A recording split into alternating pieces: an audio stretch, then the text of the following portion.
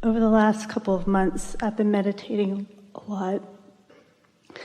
And I've been getting these signs about the things that I want, or one specific thing that I want. And I find myself not trusting those signs. Stop that. So what you're saying is that you've got some habits of thought, some disbelief about something, but then you're managing to quiet your mind, and you're able to suspend the disbelief. And then when the impulse comes, or the sign, or the awareness of it, as soon as you get focused upon it, the disbelief comes back up again. Well, just keep going, and after a while that disbelief will not come back up. But here's the thing that we really want you to hear, all of you to hear. Most would say, well, until what I want manifests, then I won't believe it. And we say, but you've got to have some faith or trust in the process. And so we're asking you not to feel certainty about it, and not to need it to manifest, because that's what gooses up the distrust. Because reality is confirming that you shouldn't believe it because it hasn't happened. So reality will always prove that your dream is not happening, or at least that it hasn't happened yet.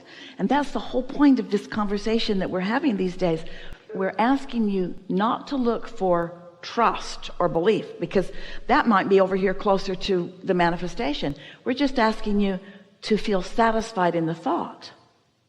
So when you see the sign, it could be really satisfying to you. You see what we're getting at? The thought just feels good.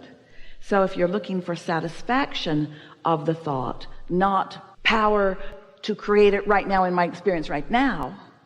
And I do feel satisfaction, but it usually, I'm so close. You're starting to think too much. So just feel the satisfaction, and in time that satisfaction will turn to trust. If it feels like mistrust rather than satisfaction, it can't turn to trust. Did you hear that? So if you find satisfaction can turn to more satisfaction, more and more, and then it can turn to trust, and then it can come to belief, and then it can turn to knowing, and then it turns to reality. This full-blown, manifested in every way, where you can translate it through all of your physical senses, and so can others. But in the beginning, just ask for satisfaction. Not proof, not evidence, not speed, not momentum, just satisfaction. Ooh, that thought felt good. Ooh, that thought feels good. That thought feels good. That is such a satisfying thought. Esther is finding herself all through the day acknowledging how satisfying this is. How satisfying this is. How satisfying this is.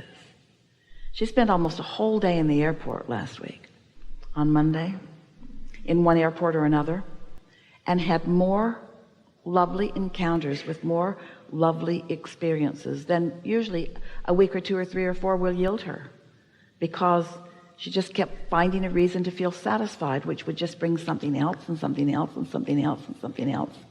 She accomplished more that day on her computer in the Sky Lounge than most weeks yield to her.